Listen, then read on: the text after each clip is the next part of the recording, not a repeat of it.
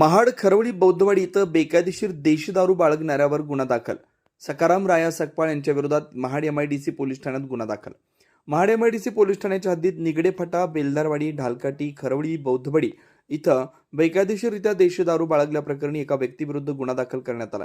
ही कारवाई सोमवारी 2 फेब्रुवारी रात्री सुमारे 8:50 वाजण्याच्या सुमारास करण्यात आली.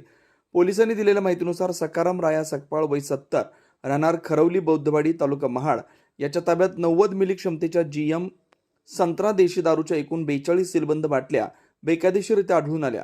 पोलिसांनी तातडीनं हा मुद्देमाल जप्त करून संबंधित इसमावर महाराष्ट्र दारूबंदी कायदा कलम 65E अन्वये गुन्हा दाखल केलाय. सहाय्यक पोलीस निरीक्षक जीवन माने यांच्या मार्गदर्शनाखाली पुढील तपास सुरू आहे. ब्युरो रिपोर्ट, तेज मराठी न्यूज, महाड, रायगड.